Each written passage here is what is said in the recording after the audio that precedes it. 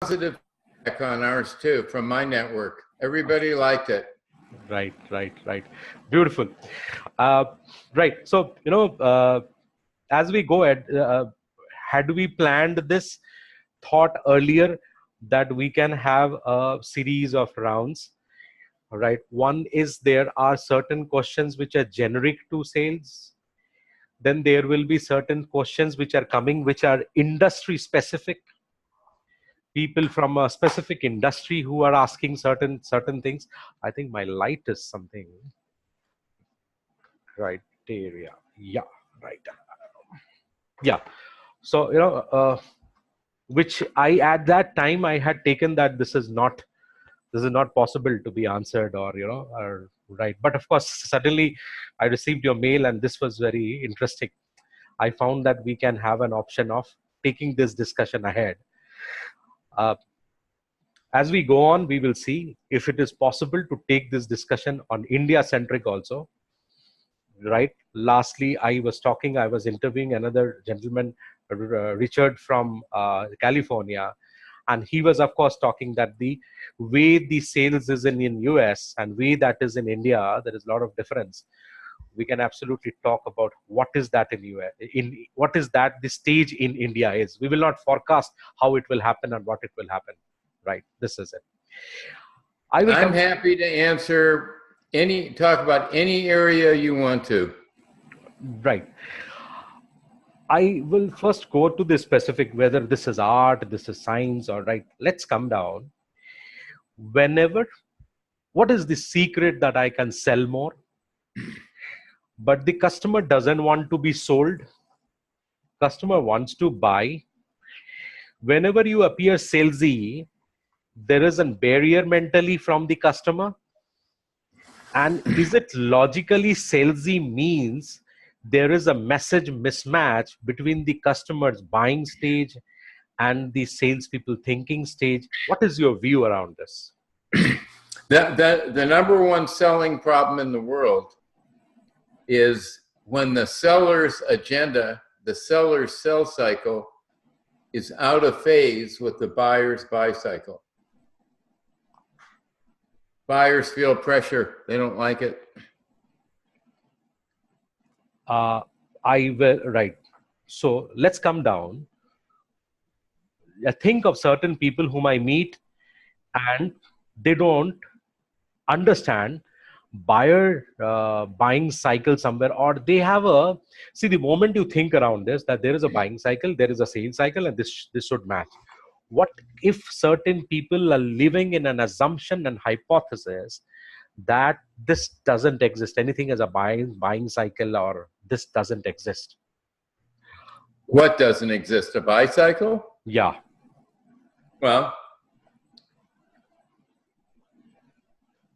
there's two kinds of bicycles for most salespeople. There's when they meet a prospect for the first time, but the prospect already has a bicycle going on. They're looking. They put out an RFP, right? Right. So they're already in a bicycle with somebody else. But the most fun kind of selling for me is to find someone who I know, based on demographics, should be looking at what I sell, but they're not. So I look at them and say, that guy should be looking at my stuff, but he's not looking. There's two reasons why he's not looking. You know what they are? If I go back to your book and write, one, he would have tried to solve it earlier and it didn't get solved, and he failed. So he doesn't think it's solvable. He's not thinking about it because it's not. That's right. Rationalization or ignorance. They don't know that a better way has been invented. Beautiful. Right. So when I find a resistance, I am being very, understand the people around 40%, around 25 to 30%, I find this resistance about buying cycle understanding. We will go to how to align of this, but I want to spend some time to this category of people also. When I tell them that buying cycle is something that the customer is around 90 days or 60 days away from buying. And your messages, and you are trying to sell him in coming, say, 15 days and 10 days. That's where this mismatch is, right? Well, that's also be a mismatch in the pace, in the, and you know, a lot of it has to do, you can have a very quick buy cycle if you meet the power person early who has the money, has the power to decide to do it without asking anybody else. They're at the top of the decision tree. Sometimes those go very rapidly. But if you're selling to the enterprise, the B2B sale, most of those sales cycles take 60, 90 days because there's so many steps that have to be completed. Right. But the complicating factor, Sudeep, is that when you're selling to the enterprise, they're buying rules. Their CFO, their purchasing department say, we want you to look at 3 different vendors. We want you to get 3 proposals. Right? Right. Right. But the problem is, even though they have to get 3 proposals, they only have intention of buying from one of them. They already have their favorite.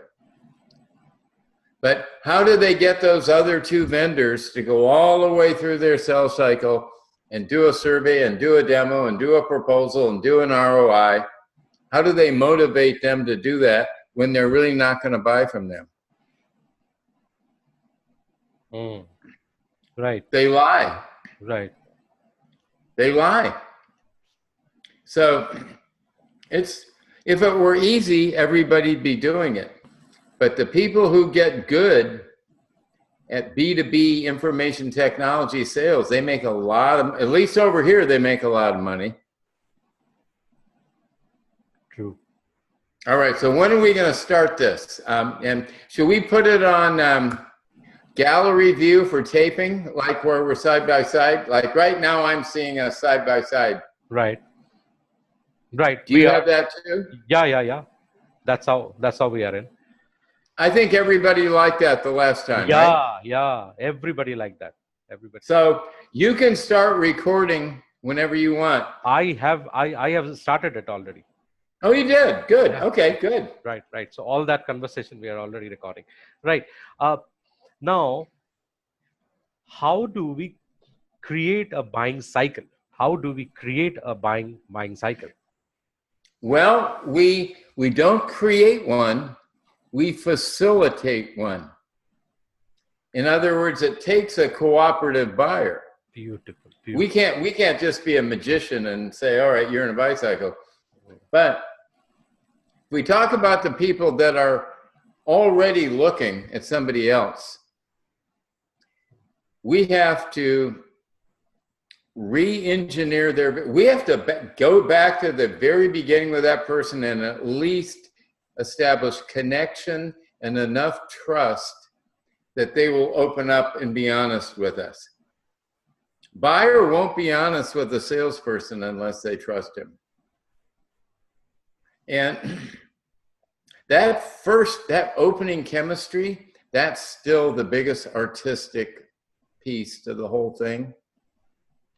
That ability to just meet a stranger and find out something humorous in the immediate area and kind of lighten it up and get human being to human being. That's the hardest thing certainly very difficult to teach people. That's probably the most intuitive thing salespeople do, is that initial 5 seconds. After that, we say within 10 seconds, if you think that person should be looking at you, then we want to see if we can get them from not looking to looking. And the first step of the buy cycle is curiosity. And I think we talked about this last time. What's the thing most people in certainly the enterprise, the big organizations. We look at big organizations, whether they're public or private. What's the thing people are most curious about? You're supposed to answer. People are most curious about how similar people like them, how their friends and peers are doing. They're peers. They're peers. If you're an engineering manager, you're curious about how another engineering manager for your competitor might have solved a problem. You can't help but be curious about your peer. Right. So we teach people, they first have to build good customer hero stories. Like when I was a 28-year-old salesperson, I filled my pipeline with one story, the materials manager story. I knew I had a great story for that job title, for that buyer persona. That's all I asked for. Mm. And, you know, at 28, I'd walk into a cold call. I'd ask to see the materials manager. 80% of the time they come out and see me. When I tell my audiences that today, they're astounded. 80% they say, but back then, back in 1974, let's say you majored in college in industrial automation, or, you know, and you were now working, you're 48 years old, you've been out of college, you know, 20 years, and you're working out in industry. What's the only way back then that you could find out about cool new technology that would be applied to your manufacturing environment? There's only one way they could learn: to see salespeople. Right. And so if you came in from IBM or Honeywell or Univac or Xerox or HP or Digital, there's a high probability they'd at least come out to the lobby to meet you. Right. Right. Right? Right. True. And because I was 28, I did this intuitively, Sudhir. It took me a long time to figure out how to consciously teach people what I did back then intuitively at 28. But when they come out, he's 48, I'm 28. I'd look at his face, and as soon as he'd see how young I was, they'd go like this. Right? They're thinking, all right, how long do I have to be polite to this kid who doesn't know anything before I can get back to work? So I don't have very much window of opportunity here. Right. So what I would say is, so you're the materials manager, Sudeep. Can I share a story with you about another materials manager who works less than a mile from here that I've been working with for the last 18 months? It needs guts. Guess how many times that offer of a story ever got turned down? Right. But to tell this word with that conviction, it needs guts. It at first, second, absolutely. Well, my company name gave me some trust. It was Xerox. It had a halo. But I knew that that 48-year-old materials manager did not want a 28-year-old salesperson telling him what he needed to do to solve his shortage problem. Right. He did not want to hear any unsolicited advice from a 28-year-old. Right. But he would listen to a story about another 48-year-old materials manager. So my message got built into the story. True.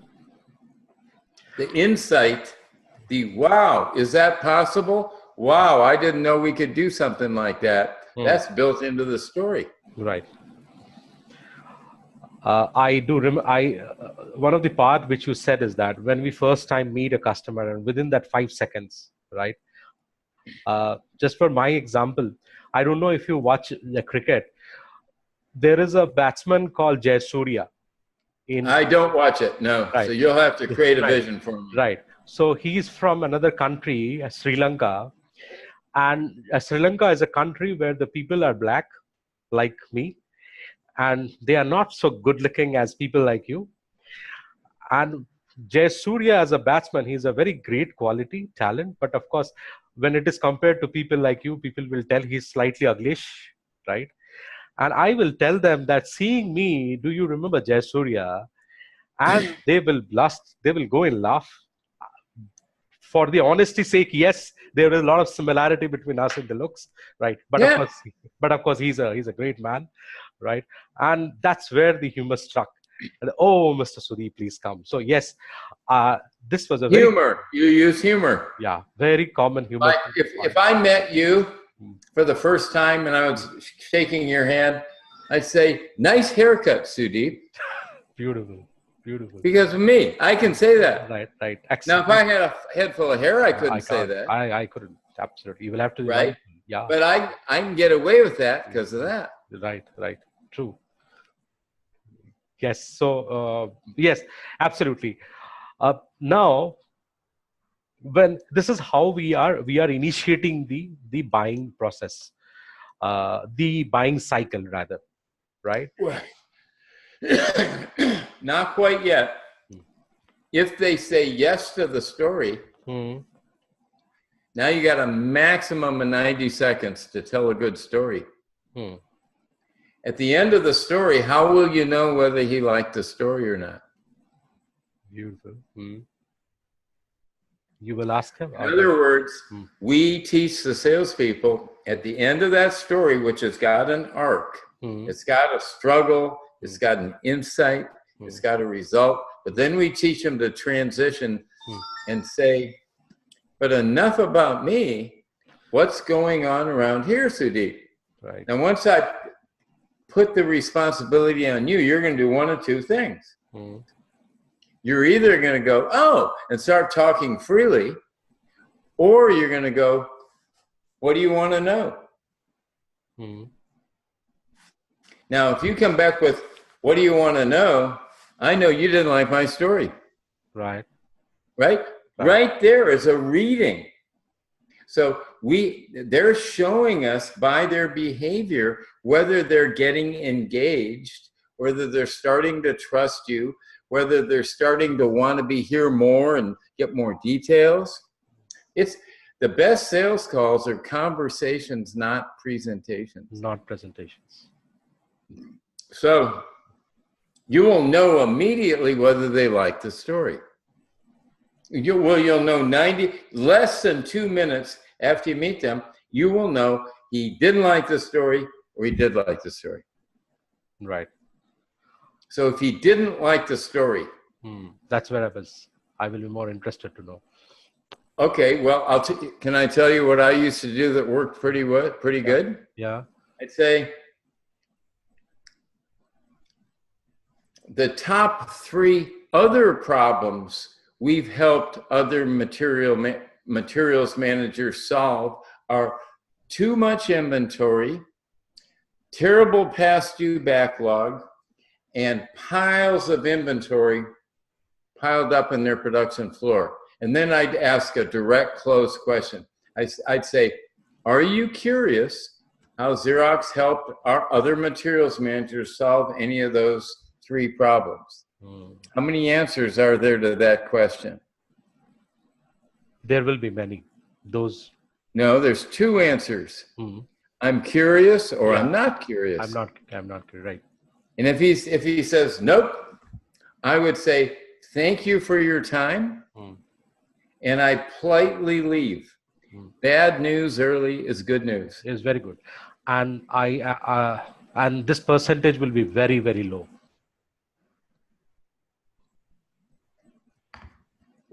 I really didn't have anybody that I couldn't get curious. I had such a great product to sell, but there was nobody looking for it because it was new. If you're first to market, there's nobody looking. There's no RFPs. Absolutely. That's the big problem with innovation, selling innovative product. That's a big problem. Nobody is looking for you. Nobody's looking for you, and a very small percentage of the executives that you meet when you're out trying to sell, very small percentage have enough power to spend unbudgeted money.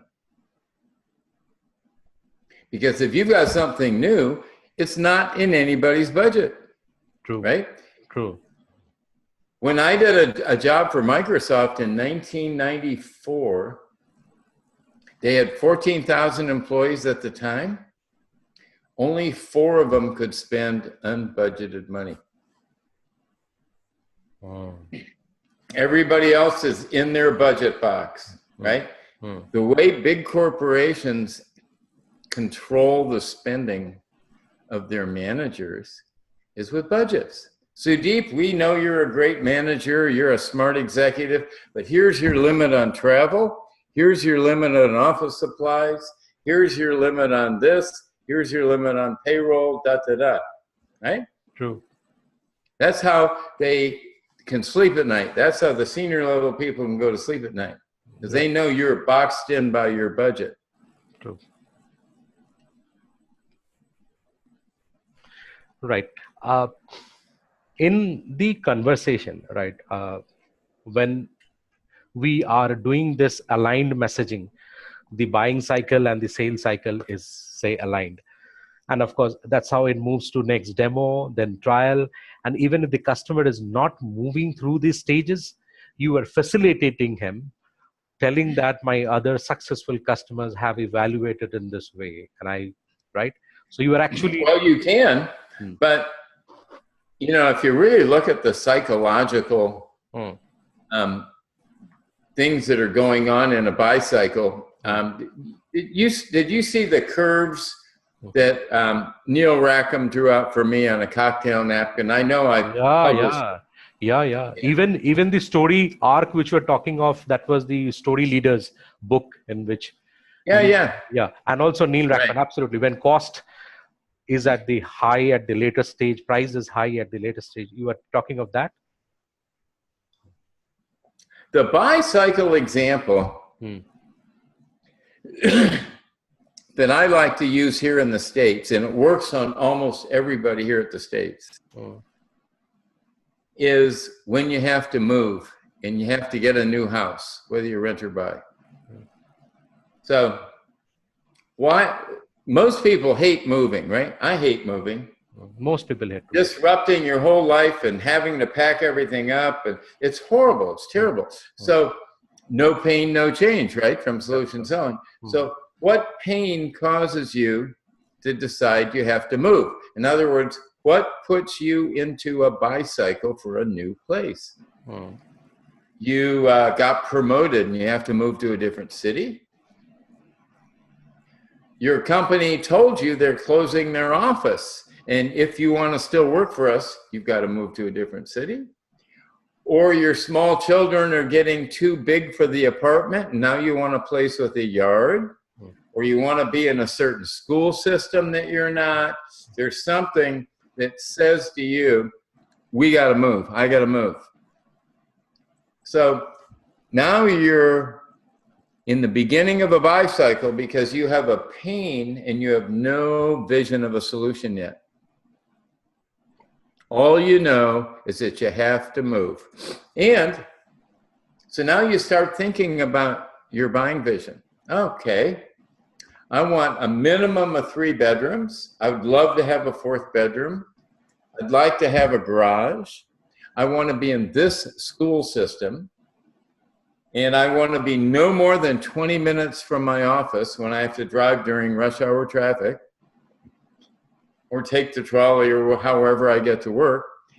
And here's the big one. It can't cost any more than this. This is the most I can spend. Right? Because you put a cost constraint on your own. You're in a Bycicle now.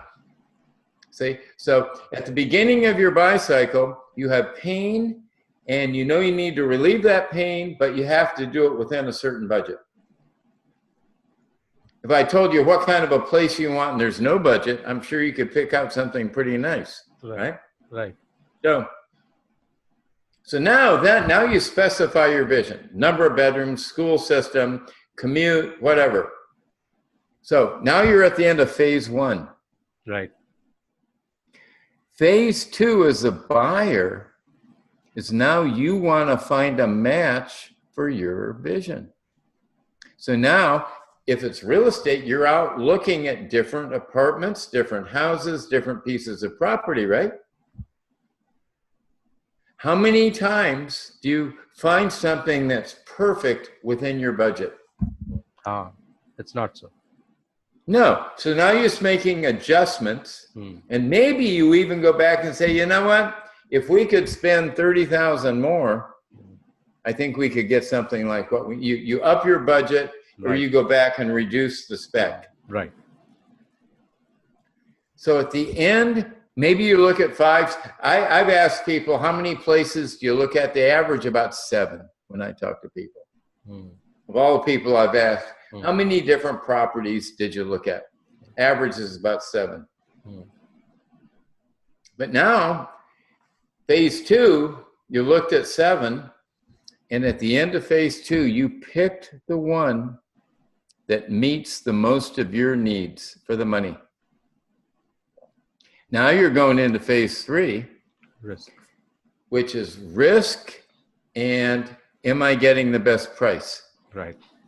So you had a cost budget in the beginning, but now at the end, this is price. Hey, you hired an inspector, you found out that the furnace isn't that good, you want to get the price down, right? So you're trying to get the best possible price, but you're also in the risk of, is there something better out there? If I make an offer on this, is something better going to come on the market tomorrow and I'm going to be sorry because I'm committed to this? That's a risk.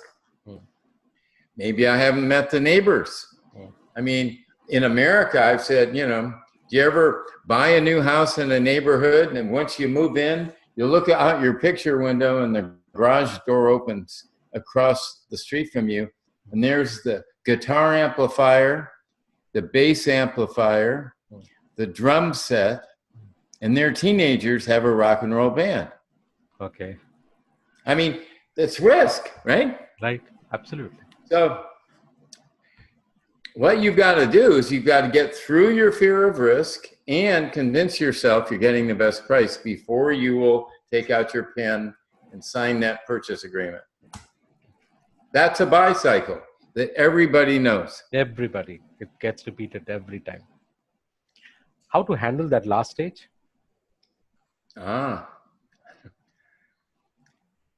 It's a good question. In fact, what happens, the very first vendor who has trained him through the solution specs and with whom the customer is most open, he is the most pressured in the third stage because the customer is openly talking to him on the price pressures and of the risk. You know, it really depends on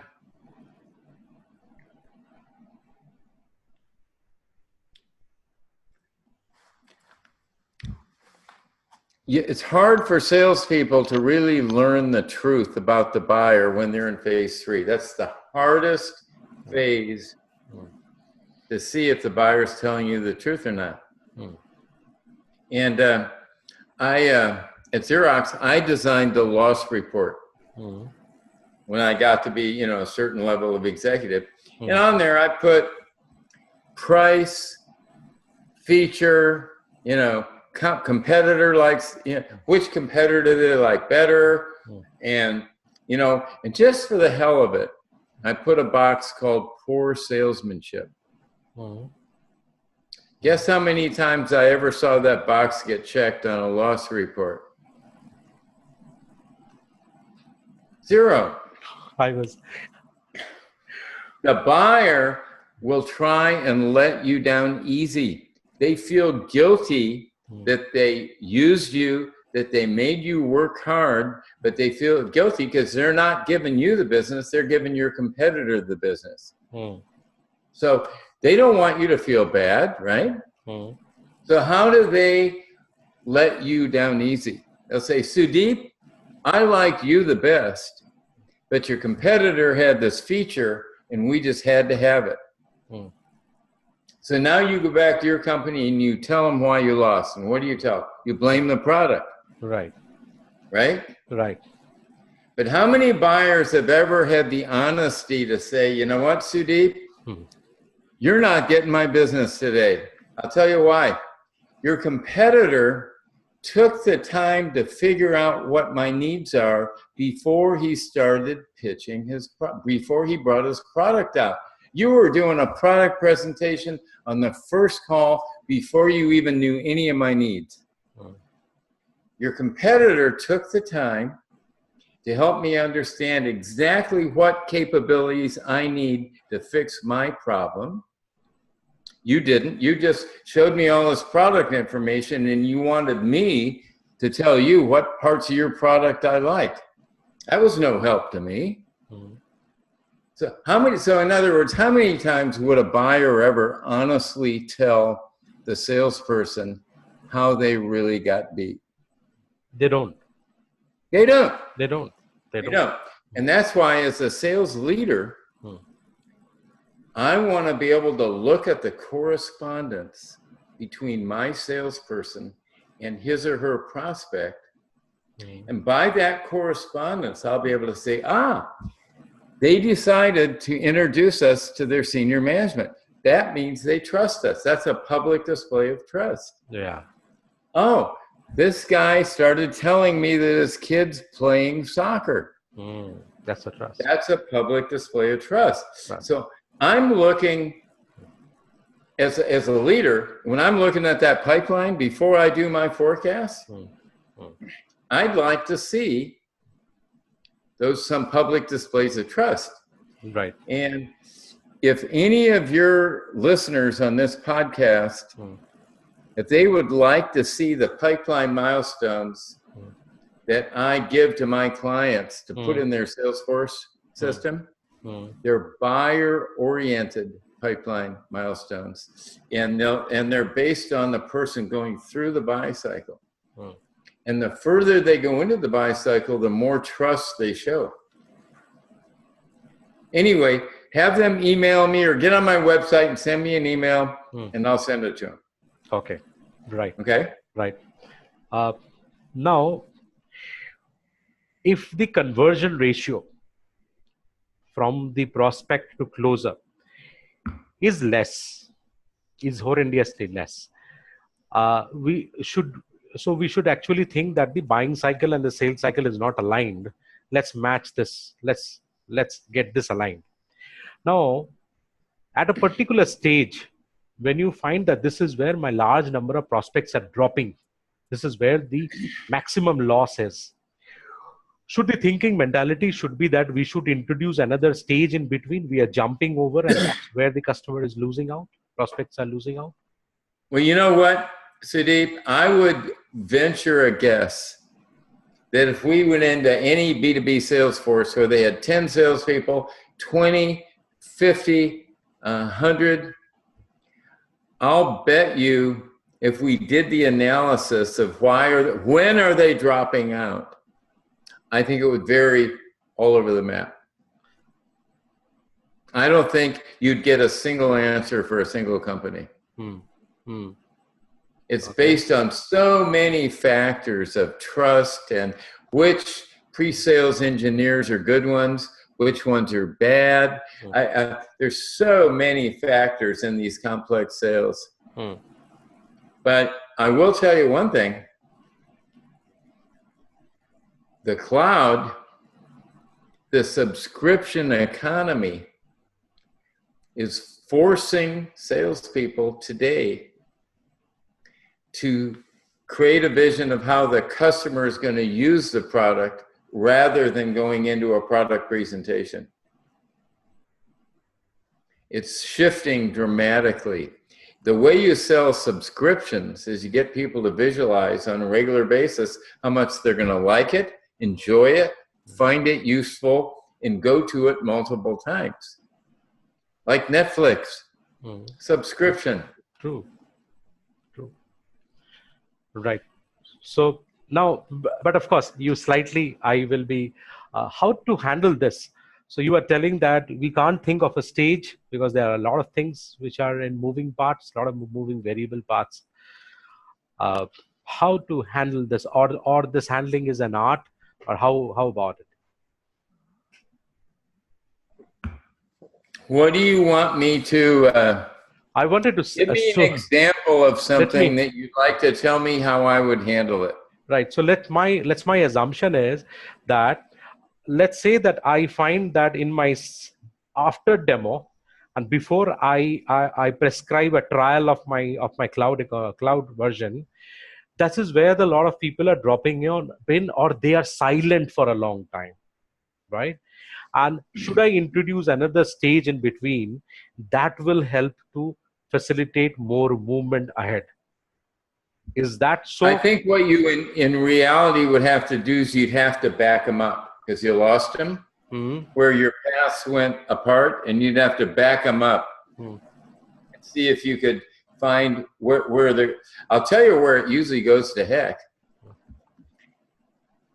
The number one compliment I've received over the years as a sales trainer is they say, Mike, before you trained our salespeople, our demos went 4 to 8 hours. And now our demos go 15 to 45 minutes.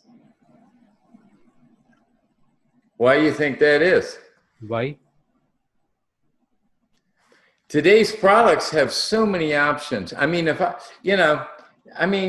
I asked an engineer to tell me about all the technology that goes into this, they could go for days. True. Right? True. Right. So what do you think the purpose of a demo is if the sales cycle and the buy cycle are aligned? Exactly. What's the purpose of the demo? Exactly what the customer's use cases are, or what do you see, visualize how the customer will be using, and that's so it's proof. In other words, the salesperson created the use case vision, and he's proving that it works. And now the buyer says, all right, or if as a young salesman, if I created a vision for you and I could see the skepticism on your face, I could say to myself, I think he thinks this is too good to be true, right? So if I try and lay a vision out there for you and I sense any skepticism at all, I'm going to say to you, Sudeep, I know it might sound too good to be true, so don't take my word for it. Make me prove this to you. And you offer that proof. Right. But typically, if you're really proving a use case, a demo doesn't go more than 10, 15 minutes. Right. Right? Because it's for a use case. Right. Right. So if the demos are going long, that means the salespeople didn't really get the pain and the vision. They're hoping the demo will turn on the buyer to like something. See anything you like yet? Well, hang on, I got 100 more slides. It's show up and throw up. Death by demo. Right. Broadcasting message. Right now, behind the scene, when the salespeople is not in front to front with the customer and the salesperson is following up, how long should he follow up? How should he follow up, and when he should drop? Following up on what? So, can I tell you how I suggest my clients manage that? Yeah. All right. First of all, let's say I'm your sales manager, you're the salesperson, but we have a really complex product and it's really, really expensive. And so almost in all cases, our prospects want a very detailed technical presentation, maybe a proof of concept, right? Where you're not just I'm going to be paying for at least 4-legged sales calls. Now you're not going by yourself anymore. Now you're bringing this expensive engineer, right? True. Most companies I know, they want to make sure that the salesperson did his or her job before we send that expensive engineer on an airplane to go out and help that salesperson sell. Right? True. Right. So if I'm the manager and you come to me and you say, I want the engineer to go with me, I'm going to say, Sudeep, show me the letter you sent him where you're recapping your understanding of his problem and the use case scenarios that he's interested in.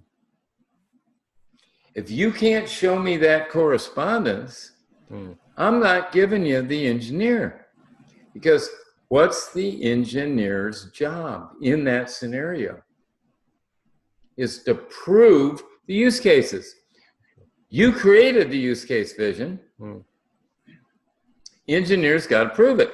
And you know what engineers hate about salespeople the most? They hate it when they feel like salespeople are wasting their time. And if you really want to know who the good salespeople are in a technology company, get the engineers in a room. They'll give you a stack ranking like that. They know which salespeople make really good use of them, and they know which salespeople waste their time on a regular basis. True. Mike, very amazing thing about you, 20 years, the same fundamentals. The same what? The same fundamentals. Oh, yeah. Right? They are. They're the same. As you are speaking, I am going back to the pages of that book, the boundary line where that letter is, and within the brackets, right? 20 years, the same fundamentals. Amazing. Right. So, of course, this is where, but what stage, even if all this has happened, there are certain customers who end up taking a lot of time and they don't close. Ideally, you should identify it fast that I should drop this. And these customers are shy enough to tell Mr. Salesperson, we should hold on it. They go on talking goody and they don't speak around the straight. So how do the salesperson identify and drop the hat? How do they identify this? I think the number one reason they don't buy, and by the way, most IT companies with B2B sales forces, you know what their number one competitor is? Not buying the customer not buying anything, and the customer not buying anything. You're exactly right. No decision. Three companies went 6 months, no decision. Status quo. That's the number one competitor. That's the number one. So if they go 6 months and don't buy, you've read all my books. What am I going to say? Not able to recall this. He doesn't really believe the vision. He he can't see himself in his mind solving his problem. And in a lot of cases, it's because the salesperson screwed up his vision because the salesperson didn't empower him. The salesperson didn't say, Sudeep, the next time you're about to go home on Friday and your largest vendor calls you and says, I'm sorry, I can't deliver those widgets on Monday. What if you could go over to your terminal and say, I got to leave. I want to go see my son play cricket. But you knew that when you came back the first thing in the morning, you'd have a list of every customer that you could call in advance and warn them that you were going to be a few days late. So that vision, if he's really had that vision, and he had it proved him, that was a use case, right? The vendor calls, last minute, cancellation, event-driven vision, then he can see himself solving it, and then your engineer proved it to him. You don't lose those to no decision. Because they had pain, they had vision, they had proof, and hopefully they had ROI. With pain, vision, proof, and ROI, you're not going to lose to no decision. Okay. Right. I might be, I don't know if it is the critical I am going on this. Is it that some other priorities are taking over? Absolutely. And that's beyond your control. It could be that the problem you're helping him solve is going to save him $200,000 a year, but he's got another problem that's costing him $1 million a year. Which problem is he going to be working on? Right. Hey? Right. Yes. Right. But maybe he doesn't like your haircut, you know? I mean, I'm kidding. Right. Absolutely. But of course, to that stage, if that has come, that discussion has come, definitely the customer has some liking with this specific salesperson. Right. And you know, the greatest display of trust by a buyer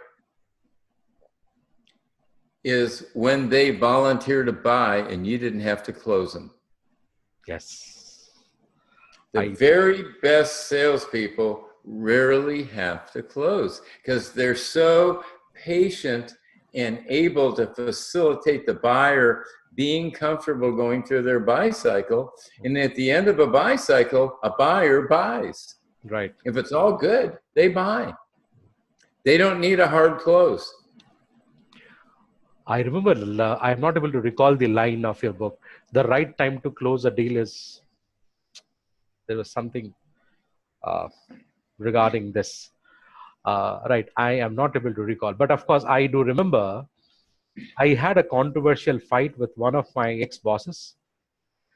And when I hope he will be hearing this, specifically about this, is that you recommend, and my exercise of these recommendation, when I practice this recommendation, it has worked, and that's how you try to believe on the theories. Otherwise, you don't have a belief on this, that you can't close the deal, right? The customer automatically moves ahead and decides to buy.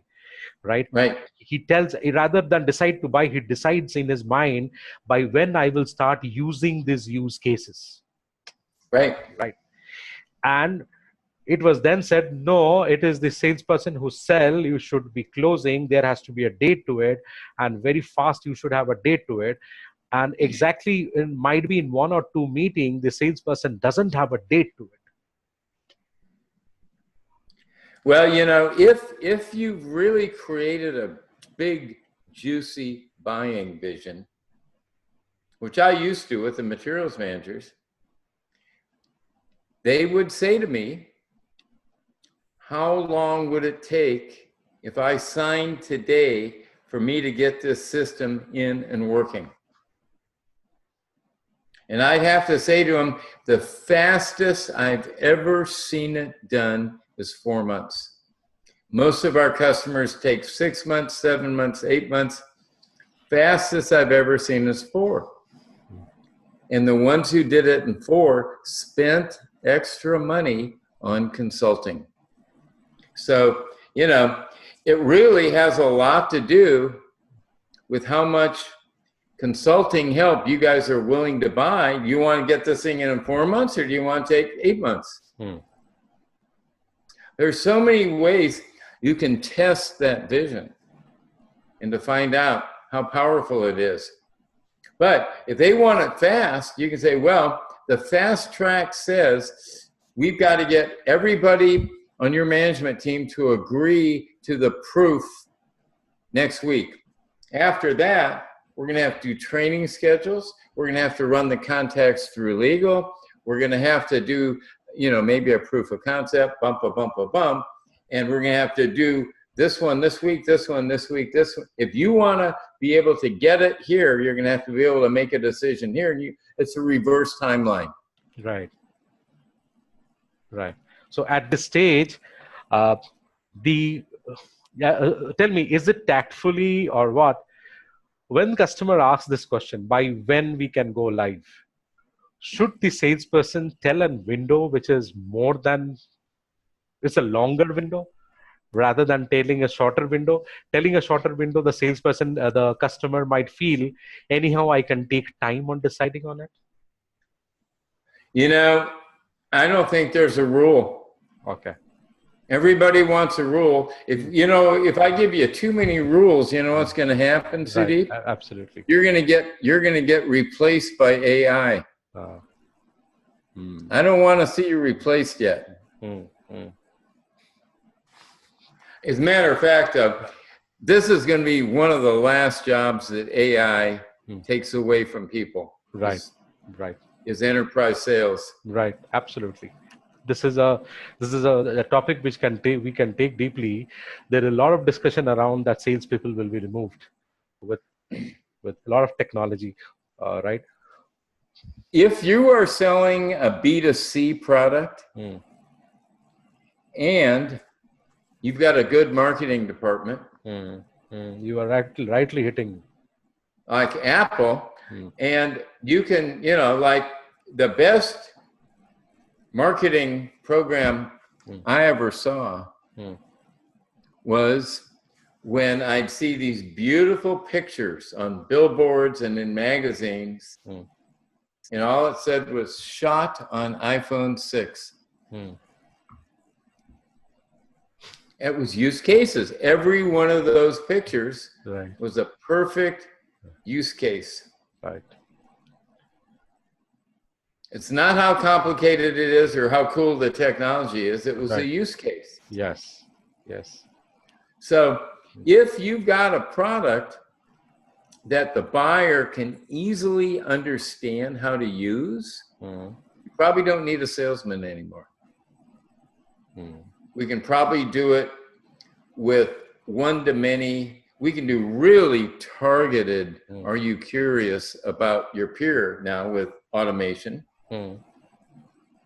A lot of the Bycicle initiation, facilitation can be done by the marketing department. But if you're selling something that the buyer doesn't know why they need it or how they're going to use it, you got to have a salesperson for that. Right. You will have to open the door, knock the door. Yeah. And yeah. Right. So I was absolutely, there was a blog in which the Uber marketing head had written that marketers will eat up the salespeople. Marketers will remove the salespeople role. And of course, I was bound there fighting around on this. But of course, I do agree with his vision in life, with his experience in life. Small products sold to B2C, sales role is getting marginalized.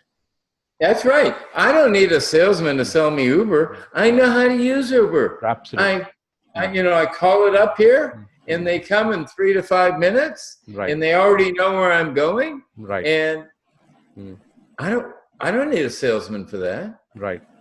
And exactly the same thing if a salesperson in B2B space does not starting the buying cycle, even he is hard working of knocking the doors, but not opening it properly, not creating the buying vision, right? It creates an experience within the owners or within the C-level and these organizations that outbound sales is not working. That sales is not working. We should go to conferences. We should go to events. Rather, the pressure goes to the marketing department, right? But of course, this is where the sales is more predictable and they can close 10x more larger deals than marketing can open. Oh yeah. Because they choose which door to knock. One of my clients, Mitel, they have inside sales, and these kids are right out of school, and we teach them in a week how to get on, and for 3 targeted buyer personas, could be inbound, could be outbound. As soon as they confirm, oh, Sudeep, are you the engineering manager? And you say yes. Can I share a quick story with you about another engineering manager we worked with? They tell the story, if the person's interested and wants to know more, they line up an appointment with a salesman. Yes. And I got a text or an email from the CMO, and do you have a second if I find it and read it to you? Yeah, please. All right.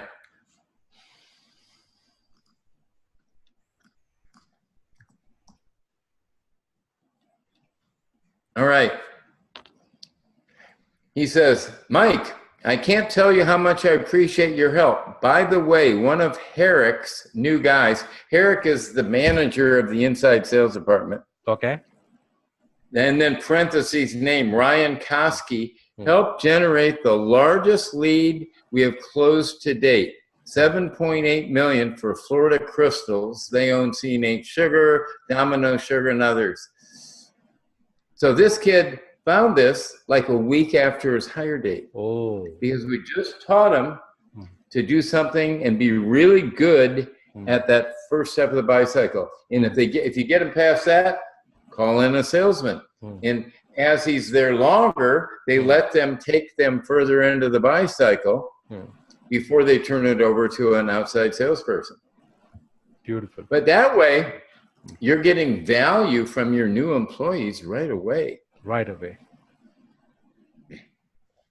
And this is the role where the new young blood plays better role than the very, very experienced ones. Exactly because they have done this cold calling earlier. Young bloods are very energetic to get this. So there is a level of enthusiasm more among the well, sales is a numbers game, and it'll always be a numbers game. And the first step in a Bycicle is very simple. Are you curious how one of your peers achieved a goal or solved a problem? That's it. Right. We can teach somebody to do that in 3 days after hire. Right. Okay? Right. And they do that, and then as they get more experience, they can take the buyers through. But let's teach our brand new people go after the targeted buyer personas with a really solid 60-second story and offer it. They confirm the job title, offer the story, and if the person says, yes, I'd like to hear that story, they tell the story, and then at that point, they decide how to pass it on to a salesman if they want to know more. Mike, don't you feel that by now you would have industry-wide you will have a couple of industries, this story is already made, and this is repeatable for, say, in an industry, if there are 40 companies, at least 75% of the time it is repeatable. Am I wrong in my assumption? What is your assumption? I didn't fully understand your question. Right. So my question is, if this story works for Xerox, for the inventory manager, similar story can work for the similar, say Honeywell and the... Right? Yeah. So within that industry, this story is quite repeatable. Except that each company has a different software product they're selling. Right. All right. So if don't forget that, Sudeep. They're all coming up with their own version. Right. So that means, companies are always, marketing departments are always trying to give the salespeople product differentiators, right? Here's where our product is stronger than our competition, right? Right. What I'd like to offer those salespeople is human differentiators and teach them how to connect and build trust better than their competitors. The human side. That's what I'm doing. There's lots of people doing the sales process side. Yeah. Right. Wonderful. What's the time now at your end? I've got about 10 minutes maximum left. Okay. What time you wake up? Oh, what time do I wake up in the morning? Yeah. I usually get up pretty early. I'm up about 6:30 most days. Okay. How about you, Sudeep? What time do you get up? I wake up at 5:30, right? And then, of course, I try to run a bit. And then, right, uh, these physical habits, right? I don't know. I don't know about you there, but here, salespeople lifestyles are quite not so planned and timely. They will come late Right. at they will come late at home. They will booze around with colleagues. They will booze around on the various occasions, Yep. right? So, And I'll tell you, hmm, this is still a frustrating problem. hmm, I call salespeople hmm, just in time, hmm, opportunity specific learners. The only time they really get serious about learning something hmm, is if they've got an appointment in 30 minutes hmm, and they're eating a quick lunch at a fast food restaurant. hmm, And what I'd like that salesperson to say is, gee, I'm calling on a materials manager.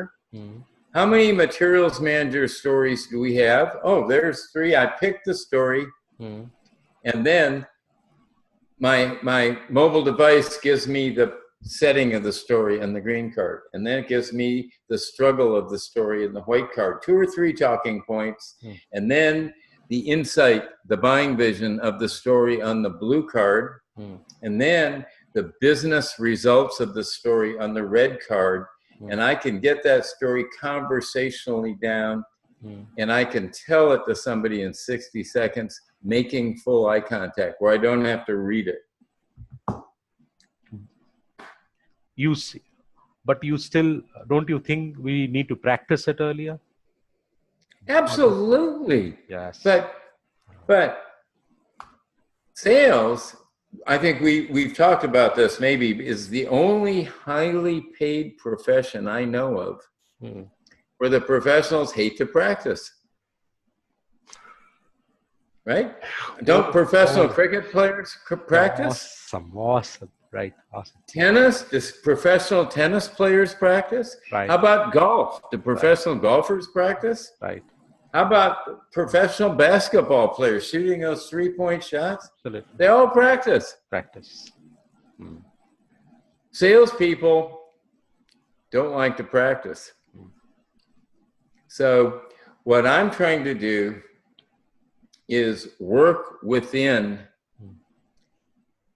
the way the salespeople like to operate, which is they're just-in-time, opportunity-specific learners. Let's see, what's on my calendar? Oh, shit, I got a call with Sudeep in 30 minutes. And pull up on that phone and pull up a really good story that will get somebody from not looking to looking. And after 60 seconds, say, but enough about me, what's going on around here? Right. Start that call off right. Right. We need. But if you don't have a good story, you're going to suck. Yeah.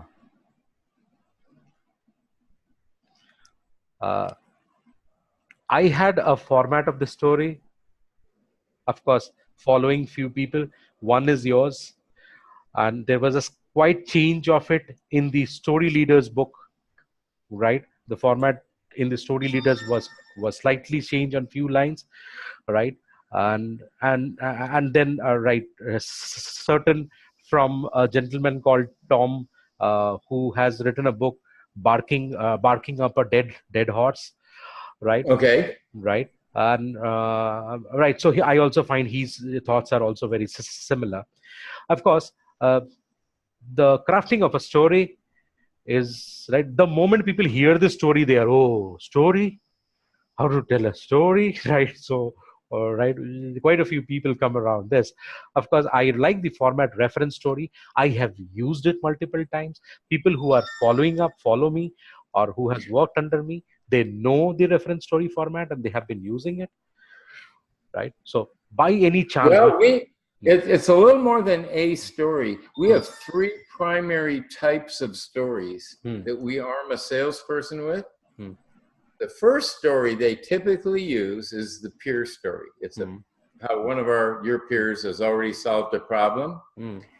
That story gets them from phase 0 of the Bycicle, which is not looking, to phase 1, which is looking. The next story is if they get to the end of phase 1 and now they have a vision, but now they want proof. Now, that's the time we have the salesperson tell their personal story of character. Here's why I do what I do. Here's why I like to work for this company. We take care of our customers, and that builds enough trust for the salesperson to lead them through the proof phase.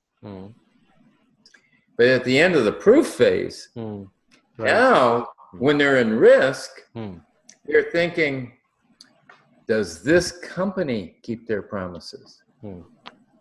And now we want a company credibility story that get a story that gets them through phase 3 and says, these people keep their promises. If something breaks down on Saturday night, we can get an answer. We don't have to wait till Monday. Well, you know, whatever. The who I represent story, that company story, is powerful to get them transitioned into phase 3 through that. Right. Wonderful. So now another point I just recall, you asked me that if I mail you, and people who can reach you over mail, and where we wanted these stages. The Bycicle, as far as pipeline milestones. Pipeline milestones. There'll be buyer-oriented pipeline milestones, not salesman-oriented pipeline milestones. Right. So that is something as a call to action. I will be mailing you. I think I will receive that. Just tell them to get on my website, send me a message, and give me their email address, and I'll send it to them. Beautiful. Yep. Right. Okay. Right. Thanks. And it was good seeing you again. Right. I have changed. Right. In fact, off the note, my wife was seeing this video, and then he said that, see, Mr. Mike, and you were carrying the heavy beards. Last meeting, I had my beards, right? Right. So you should remove this, right? So this is what my daughter and my wife pulling around and remove this. The women like this stuff sometimes, you know. Right. I don't understand it, but they do. True. Thanks a lot. Thank you. Thanks a lot for your time. Right. We might again connect up. We'll see you next time, Sudeep. Thank you. It's a pleasure. Thank you. All right. Bye-bye. Bye-bye.